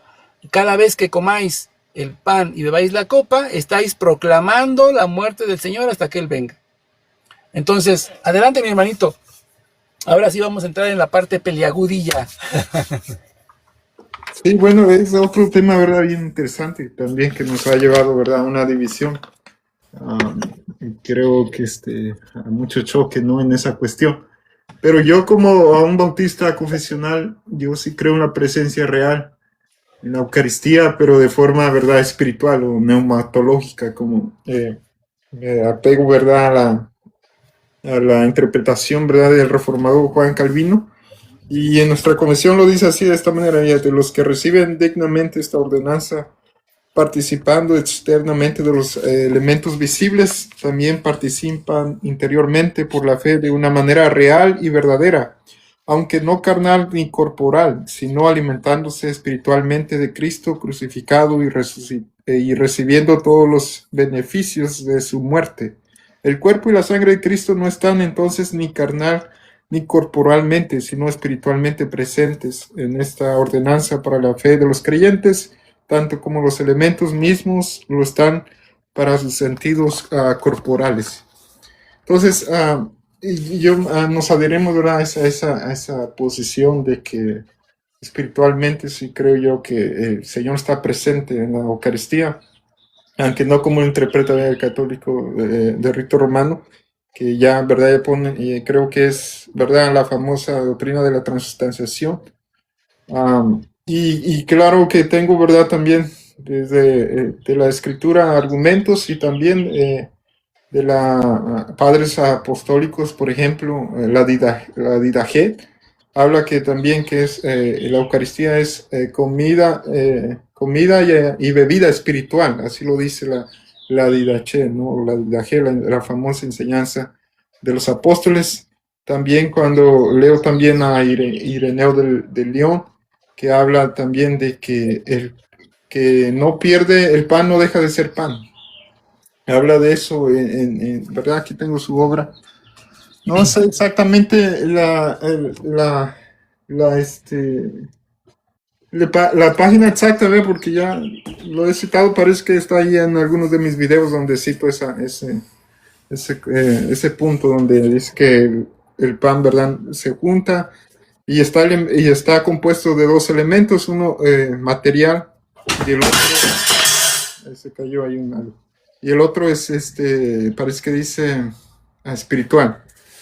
Pero el punto aquí, ¿verdad?, donde discrepamos es que ya como para nosotros nos ha hecho chocante, y que ya cuando la Iglesia Católica quiere darle una interpretación como filosófica, yo pienso que ahí es donde entramos, ¿verdad?, en esta tensión, ¿verdad?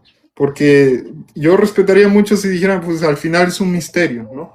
Al final es un misterio que no podemos realmente entenderlo. Yo creo que esa es la posición, creo, ortodoxa, ¿no? De que lo dejan al misterio, ¿no? No lo tratan de explicar en metafísica o con filosofía, sino que lo dejan, ¿verdad?, más al misterio. Pero sí sería esa nuestra atención, ¿no?, ahí en cuanto a ese punto. Claro. Tenemos que recordar que obviamente los apóstoles fueron los que fueron enseñados por el Señor, y obviamente a ellos se les confió estas prácticas, ¿no?, esta doctrina. Entonces uno de ellos fue el apóstol Juan, que es el que se encarga de prácticamente narrar todo lo acontecido en Juan 6, ¿no?, donde dice que hay que comer su carne y beber su sangre. Y precisamente un discípulo de él, porque recordemos que así como ellos eran apóstoles, ellos fueron, a medida de que fue creciendo la comunidad, pues fueron obviamente dejando encargados, ¿no?, obispos y diáconos y presbíteros en las comunidades donde iba, para que quedara todo organizado, siempre y cuando teniendo una jerarquía, ¿no? Como ellos eran la jerarquía máxima, habían los obispos que eran los supervisores de aquellos presbíteros y diáconos. Entonces, así fue como se fue llevando el mensaje, la palabra, ¿no? Y uno de esos discípulos del apóstol Juan, ¿sí? Ya que hablábamos de los padres de la iglesia, a principios del segundo siglo, año 107, que es San Ignacio de Antioquía, un discípulo directo del apóstol San Juan, escribe lo siguiente sobre aquellas personas, aquel grupo de personas que se querían unir a la Eucaristía con ellos, pero tenían una forma distinta, ¿no? de comunicar, ¿no? Y ahí es donde vamos a ver precisamente estas diferencias. Él escribe de esta manera, miren. Ignacio de Antioquía, del año 110, ¿sí? Escribe esto. Pero observar bien a quienes tienen una opinión heterodoxa. Entonces ya no es como decía el hermanito católico protestante, que la opinión ortodoxa era precisamente que era algo simbólico o algo espiritual, sino que aquí él dice que hay algunos que tienen una opinión heterodoxa. ¿Cuál es esa? Vean qué contrarias son sus opiniones a la mente de Dios.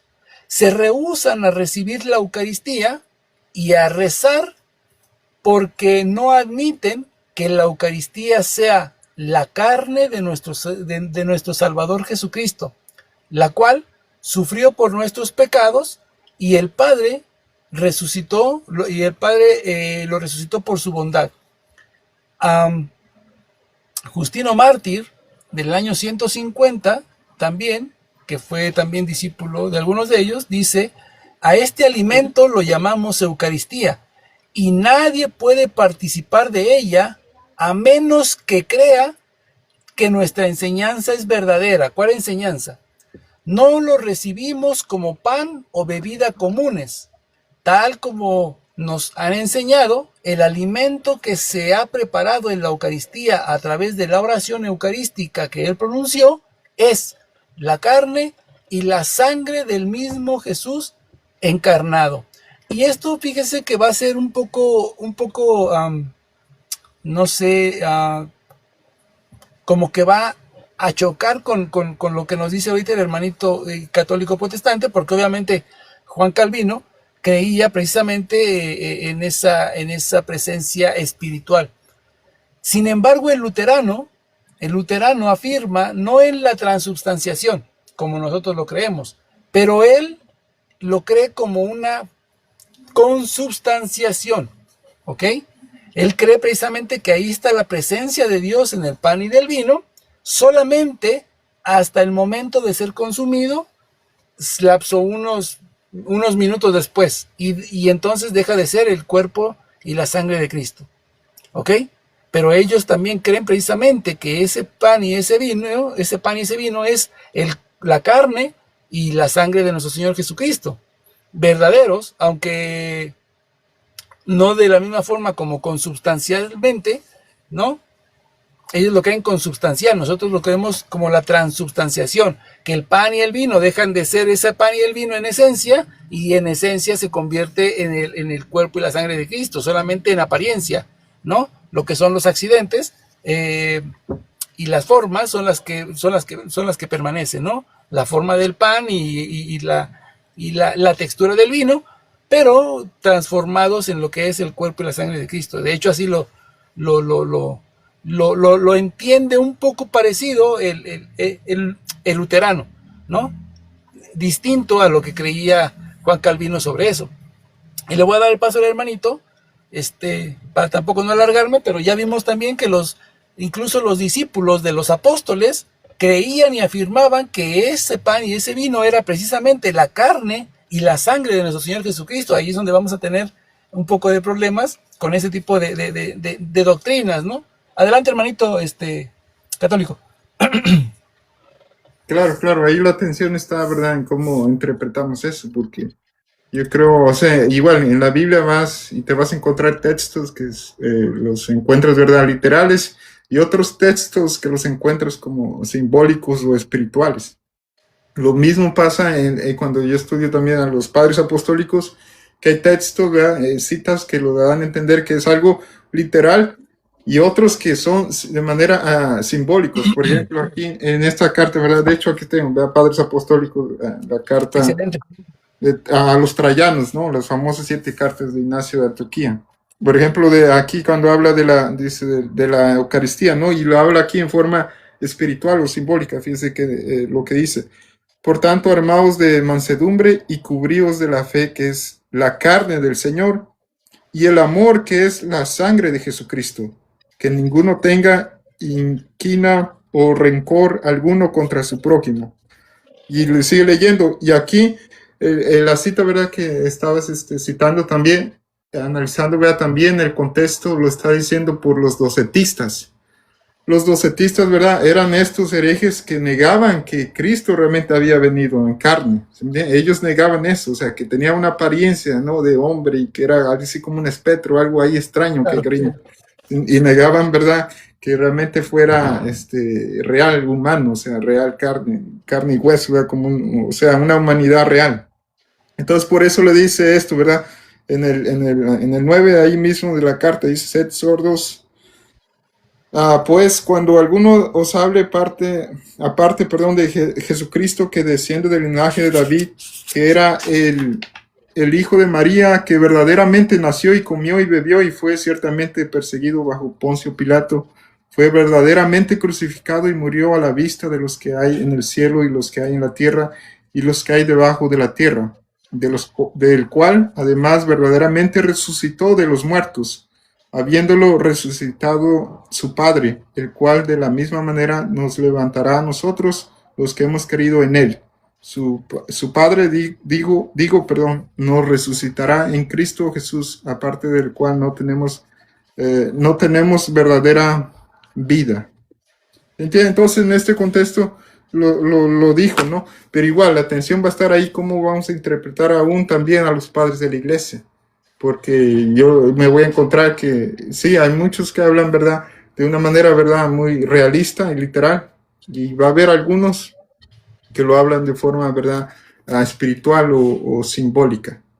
¿Entienden? Pero ahí está la atención. Sí, Y por último, el último comentario, ¿verdad? Que agrego, como ahí en Mateo, que dice, en el famoso San Juan 6, ¿no? Cuando habla, el que no come mi carne y el que no mastica mi carne y bebe mi sangre, pues no tiene vida en vosotros. Entonces ahí agregando, ¿verdad? También me encuentro con Agustín de Hipona, que interpreta eso así como nosotros lo interpretamos. Que ahí no está hablando literalmente, sino que está hablando, ¿verdad? En otro sentido. Entonces, y que ahí no aplica realmente, no estaría aplicando a la Eucaristía, porque ahí no está instituyendo el Señor la Eucaristía. Ahí está hablando con judíos que no creían en él, ¿sí? Judíos que le rechazaban, judíos que no creían que él era el Mesías, el Hijo de Dios viviente. Entonces hay un contexto diferente.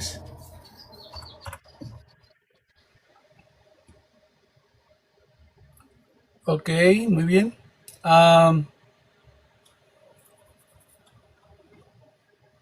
Aquí hay algo que tenemos que entender primero.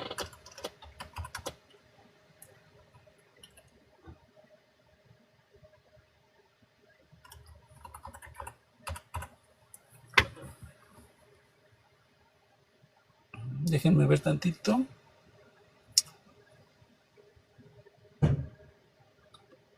Esa cita de San Agustín, porque San Agustín hace las dos afirmaciones igual que la iglesia. Afirma que es la Eucaristía, el cuerpo y la sangre de Cristo, precisamente, hace esa afirmación. Déjenme ver si lo encuentro. Tengo varios documentos, pero déjenme ver, ahorita se los busco. Y lo que hay que tener en cuenta, mi hermanito católico, la Iglesia Católica no dice que el cuerpo, que el pan y el vino es la carne literal de Cristo. O sea, eso es algo que tenemos que hacer esa distinción, porque si no, entonces sí nosotros también diríamos, no, eso es falso, eso es completamente falso. La Iglesia dice que el pan y el vino es la carne verdaderamente de Cristo, no literal. Y hay una diferencia grande en lo que es verdad y lo que es literal, ¿sí? Por ejemplo, la literalidad es precisamente, si yo digo, esta es la carne de Jesús, literalmente, quiere decir que ese es un cacho de carne, literalmente, y eso no lo dice la iglesia. La iglesia dice que en ese pan está verdaderamente la carne del Señor. ¿Por qué? ¿Por qué lo dijo? Porque Él dijo, esto es. No dice, esto significa, simboliza, aparenta o se parece, no. Dijo, esto es mi cuerpo. Entonces nosotros creemos que en el momento de las palabras de la consagración que hace el Señor Jesucristo, en ese momento, ese pan y ese vino dejan de ser esencialmente o en esencia pan y vino. Sí, permanecen en la forma, en la vista, como pan y como vino, pero esencialmente se convierten en ese cuerpo y en esa sangre del Señor. ¿Sí? Y eso lo cree la iglesia de forma sacramental. Usted dijo algo que es bien cierto hace rato, dijo de forma, recuérdame la palabra, misterio. Oh, misterio. Mi misterio, ok. Pero el misterio no significa que es algo que desconocemos. ¿Cómo pasó? No, es algo que no, es algo que se desconoce, sino que es algo que no tenemos el procedimiento de acuerdo cómo es que Dios hace esa transformación de la esencia del pan y del vino en la esencia, en su esencia misma, ¿sí? Por ejemplo, como en el bautismo, nosotros sabemos que en el momento en que somos bautizados, el Espíritu Santo está actuando en nosotros para injertarnos al cuerpo de Cristo, para hacernos parte de la iglesia, para hacernos hijos adoptivos de Dios mismo al mismo tiempo, ¿me entiende? Y eso no lo podemos ver. Sabemos que ocurre, sabemos que sucede, pero no sabemos cómo es ese procedimiento en que el Espíritu Santo nos está en ese momento de ser bautizados, y ya sea ustedes sumergiendo o nosotros por medio del agua, en ese momento es el signo que estamos viendo que nos anuncia cómo el Espíritu Santo nos injerta al cuerpo de Cristo. Eso nosotros no lo sabemos, cómo sucede, cuál es el procedimiento, qué pasa en ese momento, pero sabemos que sucede. Es exactamente lo mismo con la transubstanciación. Sabemos que el Señor transforma ese pan y ese vino en su cuerpo y sangre porque el Señor así lo dijo. Y si el Señor así lo dijo, quiere decir que es verdad, el Señor no miente. Entonces, esa es la forma, ¿sí? Porque muchas veces dicen, no, pero es que ustedes dicen que son literal, muchos me han dicho esto, no, es que ustedes dicen que literalmente es la carne, no, momento. La iglesia no dice que es literal, la iglesia dice que es real, que es verdadero, pero no literal. Entonces hay una diferencia grande ahí. Nosotros creemos que es verdadero porque el Señor así lo dijo, porque el Señor así se los dio a sus discípulos, diciendo que eso era su cuerpo mismo y su sangre misma, que no era pan, sino les dijo, esto es mi cuerpo y esta es mi sangre. Así mismo lo creemos nosotros. Y bueno, en Juan 6, ya para cerrar y darle el paso, en Juan 6, cuando el Señor dice del verso 48 al 63, cuando dice el Señor, hay que comer mi carne, el que coma mi carne y beba mi sangre tiene vida eterna, y yo lo resucitaré el último día, porque mi carne es verdadera comida y mi sangre es verdadera bebida. Más adelante en el verso 61, el Señor hace una comparación. El Señor compara estas palabras de comer su carne y beber su sangre con la ascensión que se llevaría a cabo después. Si vemos, por ejemplo, ese pasaje que es bien interesante, de Juan 6, Juan capítulo 6, verso 61, dice, pero sabiendo Jesús en su interior que sus discípulos murmuraban por esto, les dice, en forma de pregunta, ¿esto les escandaliza? O sea, esto que le estoy diciendo, que tienen que comer mi carne y beber mi sangre, ¿les escandaliza? Y dice, y entonces, cuando veáis al Hijo del Hombre subir a donde estaba antes, les pregunta, entonces, ¿esto les escandaliza? Entonces, ¿cómo van a reaccionar cuando me vean elevarme a la vista de todos ustedes? Entonces, ¿qué van a decir? Eso precisamente hace una comparación de la Eucaristía, comer su carne como forma real, no literal, sino real, a lo que sucedería después de su crucifixión, que sería elevado a la vista de todos. Entonces, tanto real fue aquello, la ascensión a los cielos, como real es esto que estamos viendo aquí. No, no en forma literal comer su carne y beber su sangre, sino que en forma real. Tanto es real esto, porque el Señor lo dijo, como real sucedió aquello, que fue elevándose a la vista de sus discípulos. Por eso los preguntaba, entonces, si no creen esto, que tienen que comer mi carne y beber mi sangre, ¿cómo van a creer entonces que me voy a subir a donde estaba antes? ¿No? Entonces ahí es donde encontramos algo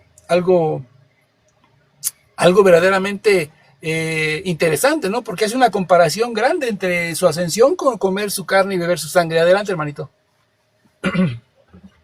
Sí, bueno, es bueno que aclare, ¿verdad? Eso porque yo pienso que hay mucho católico en las redes sociales que lo ha vendido así, como que es algo literal.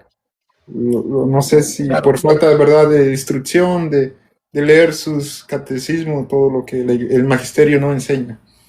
Pero en San Juan 6 sí, y la cita de Agustín está en la que di se llama La Doctrina Cristiana. Es un tratado bien famoso de él y que ahí lo menciona con respecto a San Juan 6:55. San Juan 6:55 que dice, porque mi carne es verdadera comida y mi carne es verdadera bebida. El que come mi carne y bebe mi sangre permanece en mí y yo en él. Ajá, hablando de ese punto, ¿no? Que lo interpreta Agustín, ¿verdad? Diferente. Pero aquí yo creo que sí, porque muchas veces han dicho que aquí el Señor no aclaró lo que quiso decir cuando dice que el que no come y beba mi sangre no tiene vida en mí, ¿no? Pero yo creo que sí lo aclara ahí a sus discípulos. No se lo aclara, ¿verdad?, a los judíos, es cierto. A esos judíos no, sino al contrario, les dice más fuerte, dice, si no mastican mi carne y si no beben, ¿verdad?, mi sangre, no tienen vida en ustedes. Pero ahí está hablando con esos judíos que no entendían, ¿verdad?, no creían en él. Pero más adelante les dice, ahora, porque sus discípulos estaban ahí escuchándole, entonces dijeron, se escandalizaron, oye, si es así, o sea, literalmente así, ¿no? Pues como se escandalizaron, ¿no? Pero ahí les explica, ¿no? Empieza desde el 63, el espíritu es el que da vida, la carne no sirve para nada. Las palabras que les he dicho son espíritu y son vida. O sea, y también ahí no vamos a interpretar literalmente también, la carne no sirve para nada. Porque van a decir, no, entonces la carne de Cristo no servía para nada. No, sirvió porque la entregó en la cruz del Calvario. O sea, Él fue y hizo esa expiación por todos aquellos que han de creer, ¿no?, en Él. Entonces, ya ven, entonces hay que seguir el contexto, ¿verdad?, de todo de este pasaje interesante, ¿no?, desde que empieza en el San Juan 6:22. Desde ahí empieza a desarrollarse todo este contexto. Y fíjense cómo termina, y siempre el énfasis está desde que empieza el contexto en que cree en mí, el que cree en mí, el que cree en mí, siempre es repetido a lo largo de todo este contexto, ¿no? Creer en mí, en la persona, vea, y la obra de Cristo, que ese es el Evangelio. Entonces, por eso termina diciendo a Pedro, y por eso dice muchos entonces de sus discípulos se fueron, ¿verdad?, porque era dura esta palabra. Y termina diciéndole el apóstol Pedro, dice, respondió Simón Pedro, Señor, ¿a quién iremos? Tú tienes palabras de vida eterna. Y nosotros, los pasajes siempre, ¿cómo decir? Los pasajes concluyentes, que son claves en la interpretación, ¿verdad?, de las escrituras, como cuando Pedro concluye diciendo, Señor, ¿a quién iremos? Tú tienes palabras de vida eterna. Y nosotros creemos y sabemos que tú eres el Santo de Dios.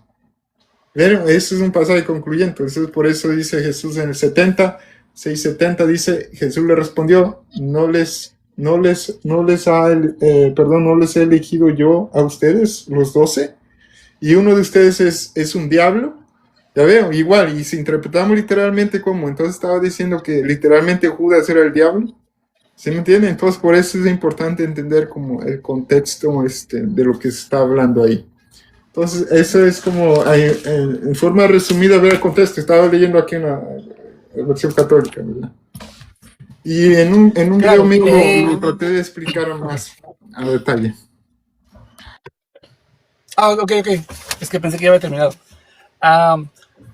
Sí, Juan 6 no nos habla de que el Señor dio una explicación como a sus discípulos, como en otros pasajes, en otras parábolas vemos que ellos le decían, pero bueno, el Señor se llevaba a sus discípulos aparte y les explicaba lo que quería decir, no esas palabras. Aquí en Juan 6 no vemos eso.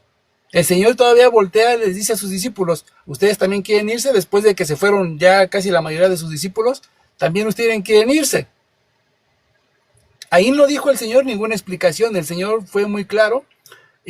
Cuando dice usted precisamente, muchos hermanos utilizan ese pasaje, ¿no? La carne para nada aprovecha. Entonces, si el Señor está diciendo que hay que comer mi carne es verdadera comida, mi sangre es verdadera bebida, y después dice, no, pues que el Señor dijo que la carne para nada sirve, entonces su carne que nos está dando a comer no sirve para nada. Ahora, cuando le dice la carne para nada aprovecha, es precisamente lo mismo que sucede en Mateo 16, 22, cuando el apóstol Pedro quería impedir que el Señor viviera su pasión.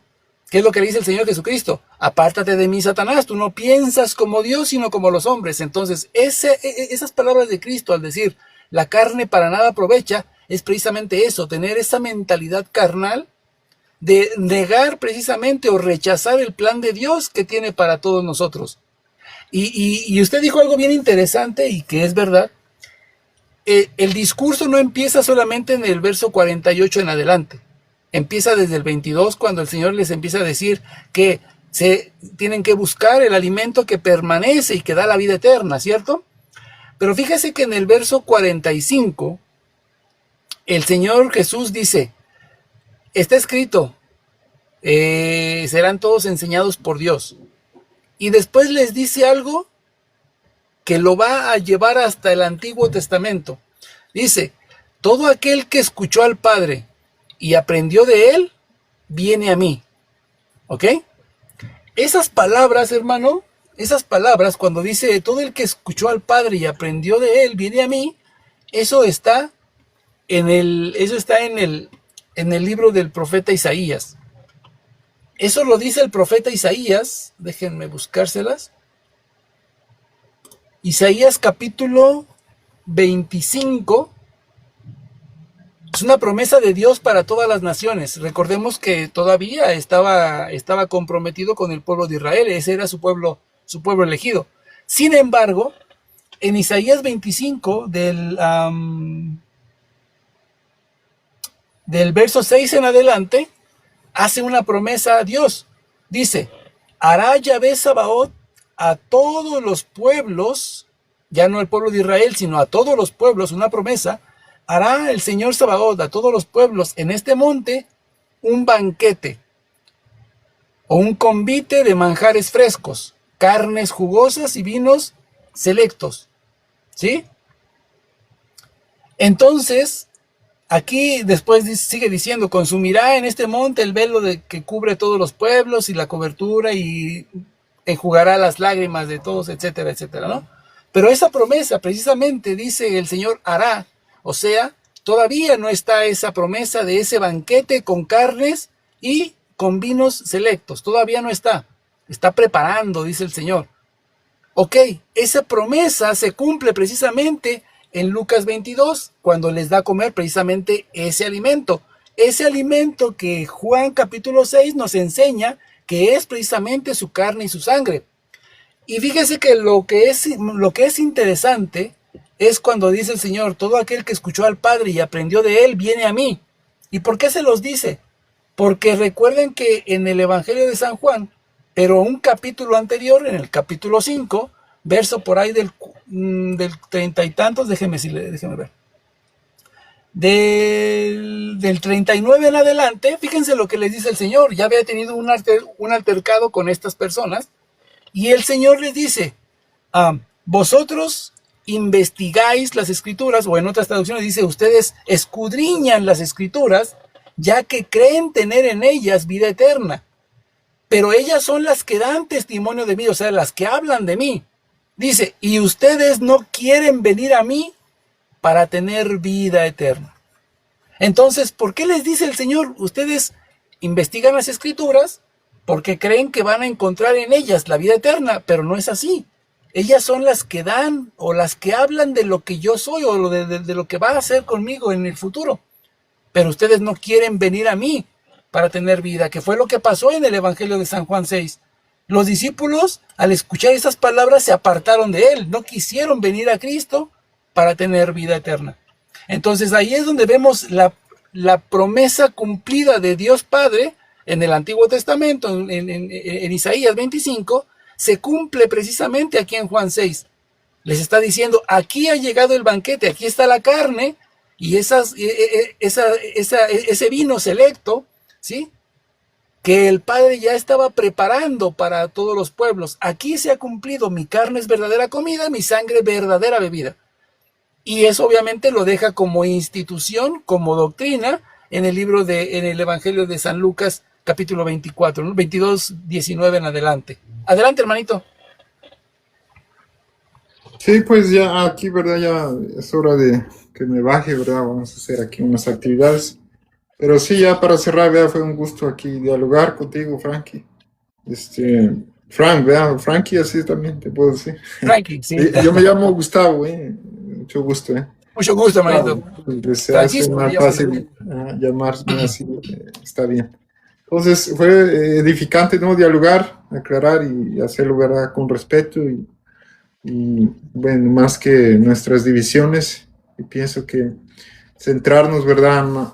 También en más que nada nuestra vida, ¿verdad? Con Cristo, el Evangelio de la gracia de Dios, que, bueno, aunque diferimos, ¿verdad? En nuestras interpretaciones, yo pienso que a pesar de eso, o sea, tenemos o sea, somos uno en Cristo, ¿no? Todo el que está en Cristo son verdaderamente, ¿no? Excluyendo a los que, ¿verdad? Ya niegan la Trinidad o ya caen en la herejía, ¿no? Es que hay que distinguir eso siempre. Entonces fue un gusto, estimado, Dios te bendiga, y para el siguiente podamos dialogar otros temas o el mismo, podemos hacerlo con más tiempo, y si no, ¿verdad? Claro que sí, mi querido hermanito, el día que guste, las puertas están abiertas. Mire, yo casi no hago live, casi no estoy, por lo regular cada 8 días, porque yo tengo unos 14 años en esto de la apologética y predicando y eso, y antes pues no había muchos videos, ¿no? Pero hubo un tiempo en que descuidé mucho a mi familia, por eso precisamente, y hacía videos, y hacía esto, y debatía, y todo esto, y aprendí que hay que darle tiempo a todo, ¿no? Hay que darle tiempo a la familia, al trabajo, Sí, hay sí. que darle tiempo al estudio, y hay que darle tiempo también a la predicación. Entonces por eso casi Es no prioridad, me... sí. Sí, porque luego hay veces que yo veo hermanitos que todo el día y todos los días y digo, ¿cómo le harán, no? Yo tengo que trabajar y yo no tengo otra entrada, ¿no? Entonces, pues sí, pero por lo regular cada 8 días, cada domingo aquí estamos reunidos y es bienvenido cuando quiera, hermanito. Es un gusto haber platicado con usted. Un abrazo fuerte hasta donde esté, de aquí desde Nezahualcóyotl, de Estado de México, hasta donde se encuentre. Y que Dios me lo bendiga grandemente y están las puertas abiertas para usted, hermanito. Gracias, igualmente, bendiciones. Cuídense mucho. Déjenme lo bajo para que no pierda sus regalos. Mis leones, que no vaya a perder mis leones. Sí, claro. Cuídense mucho, hermano. Bendiciones. Bueno, pues ok. Ahí por ahí vimos al hermanito Matías, que por ahí se había conectado, a todos los hermanitos que están ahí conectados. Gracias por esos taps en la pantalla. Y por compartir, muchísimas gracias también. Estuvo interesante, ¿no? Estuvo interesante, creo que estuvo interesante este diálogo. Con mucho respeto, salvo al principio, ¿no? Que querían venir a acusar a la iglesia y con noticias falsas, pero todo bien, ¿no? El hermano Cifra, que también por aquí anduvo y también compartió un rato con nosotros, pues estuvo muy entretenido, ¿no? Con mucho respeto, como debe de ser, porque si hablamos de Dios, pues tenemos que demostrar que somos discípulos del Señor, y si hablamos porque me encontré con unos hermanos católicos, o con un hermano católico, o supuesto católico, dialogando con un hermano separado, precisamente de este tipo de diálogo, como el que estábamos hablando de los aztecas y que de la colonización en México y todo esto. Y hermanitos, de veras que grabé unos minutos, de verdad. Me dio bastante lástima, bastante pena escuchar tanto a este supuesto católico y a la otra persona, porque decían unas palabrotas, ¿no? Y hablando de Dios y que no, que de la Virgen y esto, pero con unas de aquellas grandes. Entonces dije, híjole, realmente a veces nada más porque ya tenemos un equipo para poder transmitir y pensamos que se puede hablar de Dios hablando majaderías o con la boca llena de basura de ese tipo. A veces digo, híjole, realmente, y pues voy a tener que subir ese video, lo voy a subir porque tengo que denunciar a esta persona, ¿no? Se dice ser católica, pero realmente con las palabras que van a ustedes ver en ese video es realmente lamentable. Y lo que queremos hacer aquí es que obviamente, a pesar de que no estemos de acuerdo, a pesar de que no tengamos la misma doctrina ni la misma creencia, pues obviamente se pueda tener un diálogo, ¿no? Basados obviamente en la escritura, un poco de historia, como el hermanito, y entonces de ahí, pues cada quien saque sus conclusiones, ¿no? Entonces, esa es la finalidad. Ya también pasé un tiempo por ese tipo de casos, ¿no? De hacer debates y pues, prácticamente decirse de todo. Entonces, ya el Señor también ya me dio mis jalones de oreja, ¿no? Así es de que trato de hacer las cosas lo mejor posible, ¿no? Con el mayor respeto posible. Y las personas que no se presten para tener ese tipo de diálogos, simplemente son bajadas y ya no vuelven a subir a este canal. Entonces, hermanita Lulú, también bendiciones, por ahí también la vi que andaba muy activa también, otros hermanitos la hermanita Raúl Dextre también, que también por ahí anda comentando mucho, déjenme ver quién más estaba, Armando García también, que por ahí también anda muy activo, déjenme ver quién más, bueno, todos los hermanitos porque hay muchísimos comentarios aquí. Déjenme ver, la hermanita María que se llama Defensa Católica también, bendiciones, compartió también el live, muchísimas gracias, y a todos por sus buenos deseos, por sus bendiciones, los que dejaron ahí unos regalitos, muchísimas gracias. Jairo también por ahí anda comentando, por ahí también andaba el hermanito Eddie. El hermanito, no lo vi, realmente no lo vi, sino también lo hubiera invitado a subir, pero no lo vi, mil disculpas. La hermanita Rebe, que también por ahí andaba bien activa también, comentando, pues muchísimas gracias. Sigo insistiendo, les pido sus oraciones por todos y cada uno de nosotros, de los que estamos tratando de compartir y llevar el mensaje, porque no es fácil, hay que estudiar, hay que leer mucho, hay que empaparse de todo esto, ¿no? Sobre todo para no contradecir las enseñanzas de la iglesia, porque uno puede decir, bueno, yo pienso esto, me imagino esto, y al final de cuentas vamos a contradecir lo que enseña la Santa Iglesia, y pues realmente no es así. Pastor Apologética, bendiciones, hermanito querido, ¿cómo le va? Muy buenas tardes, Dios me lo bendiga, un saludo grande para usted y su familia. Hermanito César, que también anda por aquí, bendiciones, mi querido hermanito César. Pues ya llegó tarde, ya se perdió hasta de la función de boxeo que hubo aquí en el canal. Nah, no se crea. Sí, subieron unos hermanitos aquí, estuvimos compartiendo un poquito. Se puso un poquito áspero al principio, pero bueno, pues ya vamos a ir subiendo estos bloques, ¿no? Con los diálogos con cada uno, ¿no? Como lo hicimos. Si no están suscritos a mi canal de YouTube, pues vayan a mi canal de YouTube. Mi canal de YouTube se llama Frankie Garcés Apologética San Pablo, y ahí van a encontrar estos fragmentos de diálogos con personas así independientes para no hacer todo el video mezclado. Así dialogamos con Cifra, subimos el de Cifra, dialogamos con este otro hermano, subimos el diálogo con este hermano, y así es que pueden suscribirse. Denle por ahí like al canal, ¿no? Apóyennos compartiendo. Y pues nada, muchísimas gracias, mis hermanitos, por habernos permitido estar aquí con todos y cada uno de ustedes. Y les pido también una oración por todo lo que está sucediendo ahorita aquí pues, en el mundo, ¿no? Con el presidente Trump amenazando, criticando, atacando al Papa, provocando guerras y todo ese tipo de asuntos. Les pido mucho sus oraciones para que todo esto termine pronto. Sabemos que la iglesia siempre va a ser atacada, siempre va a ser injuriada y todo esto, pero tenemos que también nosotros hacer oración y defender a nuestros sacerdotes, ¿no? Nuestros obispos, en este caso el Papa, ¿no? Porque aunque es Papa, no deja de ser obispo. Así es de que pues hagamos mucha oración por él, porque no es el único, ni tampoco será el único, ni el último que va a estar acusando al Papa o que va a tratar de atentar o hacer algo contra ellos. Así es de que pues la iglesia siempre va a ser atacada y oremos mucho por todos ellos, ¿no?